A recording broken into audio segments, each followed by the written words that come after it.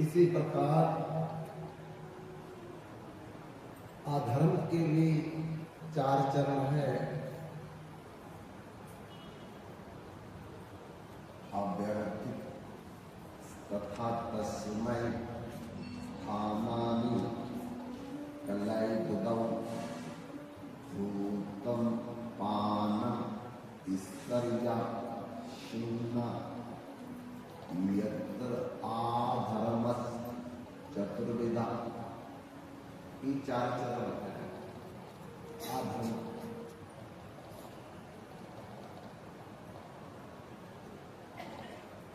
द्यूतम जुआ। कोई पूछे जुए से क्या नुकसान होता है,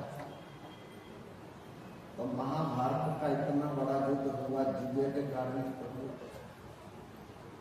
इतना बड़ा युद्ध ना पहले हुआ ना बाद में हुआ, जो महाभारत का युद्ध हुआ। पूरी पृथ्वी के कोने कोने से राजा लोग लड़ने आए थे।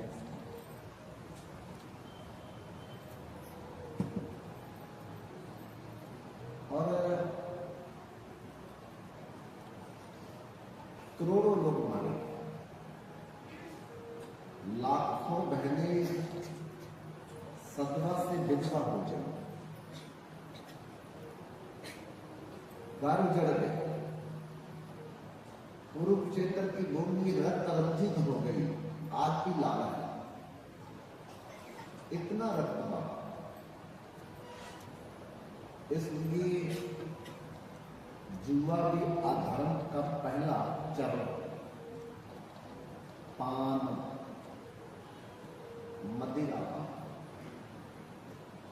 कोई पूछे कि मदिरा से क्या होता है, उससे तो गम दूर होता है, नींद अच्छी आती है, लेकिन कुछ समय के लिए बाद में नींद भी चली जाती है, दम और बढ़ जाता है।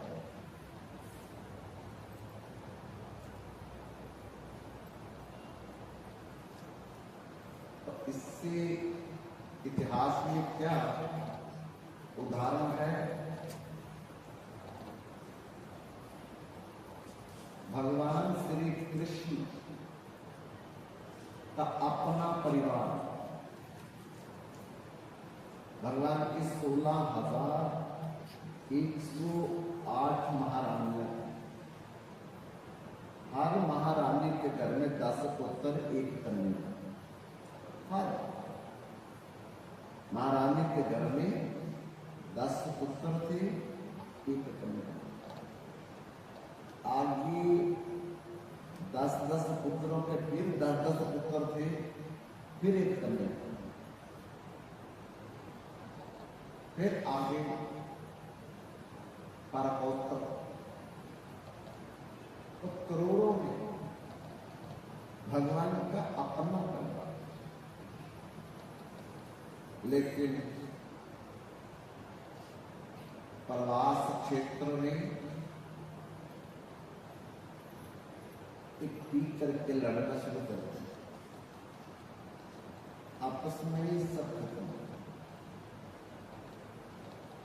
अगर ये ठीक है तो फिर भगवान का अपना परिवार भी चला, क्योंकि जब ये व्यक्ति ले लेता है फिर इसकी बुद्धि काम नहीं करती।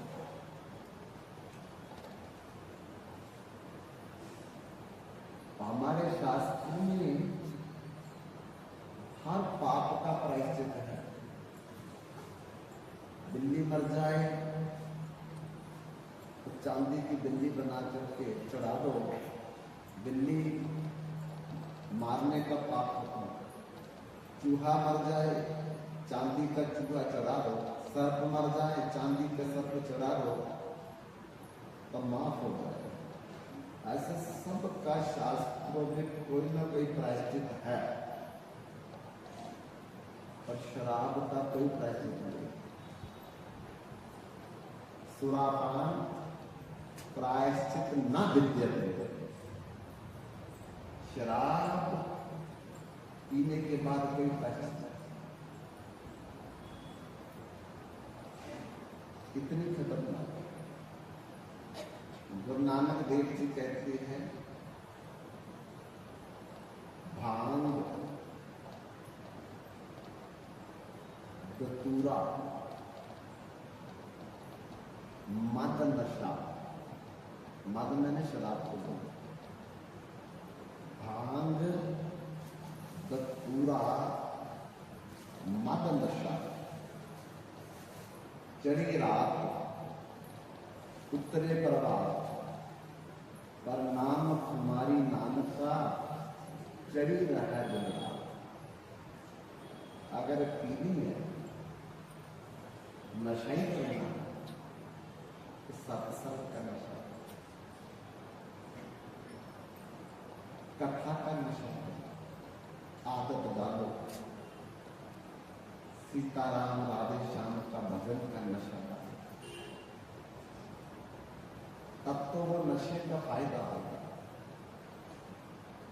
कि नशा शरीर का भी नाश करता है, पैसे का भी नाश करता है, परिवार का भी नाश करता है और सम्मान का भी नाश करता है। इसलिए इतना नाश करने वाला नशा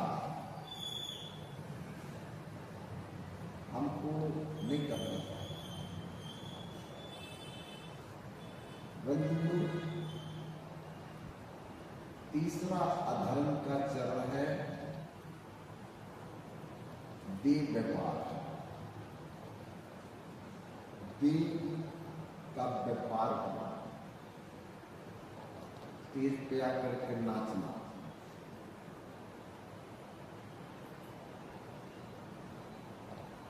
देह को दिखा करके पैसे कमाना, यही तो हो रहा है। ये अधर्म है। चौथा है कमजोर जानवरों को मार करके ताल बंद करके खाना, बेचना, उनको पालना, एक चौथा अधर्म का। बंधु, रावण का 1 लाख पुत्र, 1.25 लाख नाती, रावण कर दिया नबाद। रावण का 1 लाख पुत्र था, हजारों रानियां थी ना। मंदोदरी का नाम सुनते हो तो बड़ी रानी थी। रावण जहां जाता था जबरदस्ती उठा के लिया, हरण करके ले आता था। ऐसे उसको आदत पड़ी हुई थी। लेकिन माता सीता को भी आम समझ करके ले आया उठा करके, तो उसका काम भी धंधा था ही। तो 1 लाख पुत्र, 1.25 लाख नाती, उस रावण कर दिया नबाद। इतना बड़ा परिवार, लेकिन स्त्री का हरण करने के कारण सब परिवार का नाश हो गया।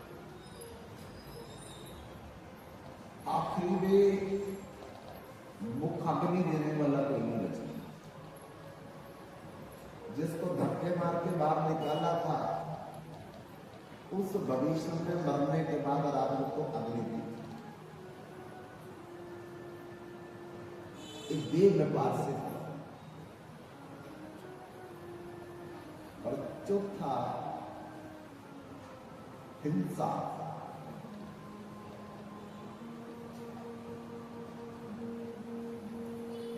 बलि प्रथा जो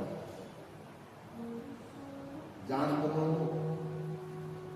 को मार करके तल भून करके खाना।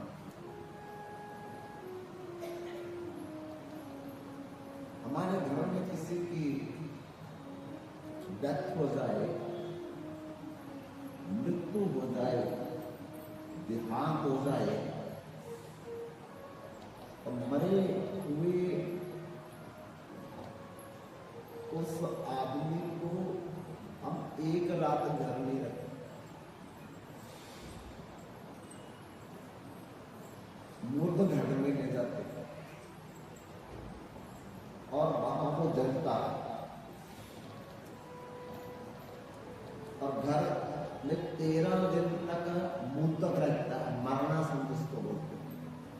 मुंह तक रहेगा 13, जब तक उठाला ना हो, रस्म पगड़ी ना हो, जब तक शुद्धि हवन ना हो, तब तक घर शुद्ध नहीं हो। एक मुर्दे के कारण 13 दिन 13 रात तक घर अशुद्ध हो। तो जिस मरे हुए जानवर पर रसोई में बना रहे हैं, तालब करके अपने उदर में डाल रहे हैं,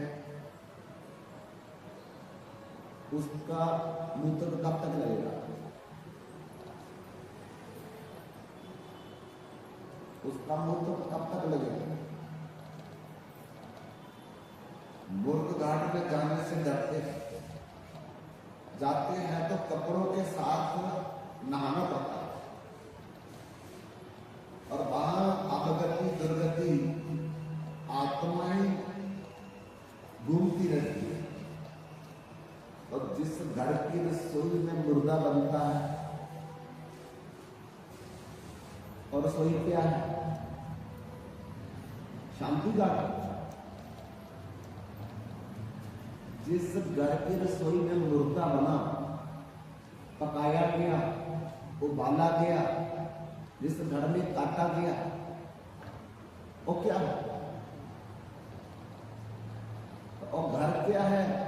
मुर्द घाट हुआ या नहीं हुआ? और जिस उधर में गया, उधर भी क्या हो गया? अशुद्ध हो गया। आप इसको छूने जोगा नहीं रहा, अशुद्ध हो गया। फिर कहते शांति नहीं आती। तो जहां मुर्दा चला गया, जलाया गया, भून दिया गया, वहां भूत प्रेत पिशाच असुर राक्षस ब्रह्म दैत्य डाकनी शाकनी पिचासनियां घूमती है। वो ये जितने लोग घूमे जिस जगह पर, शांति कैसे आएगी? और फिर जिस घर में सब कुछ बना है, उस घर में भी भूत प्रेत पिशाच असुर राक्षस ब्रह्म दैत्य डाकनी शाकनी पिचासनी, और जिस उधर में गया, शांति कैसे मिलेगी? बता।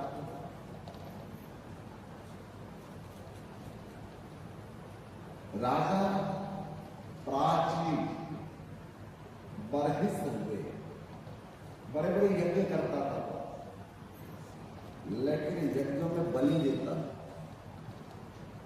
कभी बकरे की बलि, कभी बैल की बलि, कभी सुअर की बलि, अलग अलग तरह की बलि यज्ञों के हिसाब से देता। और क्या सोचता था? मरने के बाद मेरे लिए सोने का विमान आएगा स्वर्ग से। क्यों? मैं यज्ञ करता हूं, नाम यज्ञ का है। अरे यज्ञ में तो लहसुन प्याज भी डाल दिया तो यज्ञ नष्ट हो गया। अगर लहसुन प्याज बन गया, डर गया, यज्ञ नष्ट, और यज्ञ हो ही नहीं सकता। क्यों? क्योंकि यज्ञ शिष्टा शिवा संतों उच्चयन्ते सर्वत्र विषय भुज्यते अधम पाप पचत्या आत्मका बात भगवान गीता में स्वयं बोल रहे हैं। जिस यज्ञ में लहसुन प्याज पड़ जाएगा, वो यज्ञ नहीं हो सकता, वो भंडारा नहीं हो सकता। क्योंकि यज्ञ में प्रसाद तब बनता है जब भगवान को भोग लगेगा। तो जब भगवान को भोग लगेगा ही नहीं, क्योंकि लहसुन प्याज का भोग नहीं लगता भगवान को। लहसुन प्याज में तुलसी नहीं डाली जा सकती है। तो जब भगवान को भोग लगाई गई, तो फिर प्रसाद कहां बना? तो यज्ञ कहां हुआ? भंडारा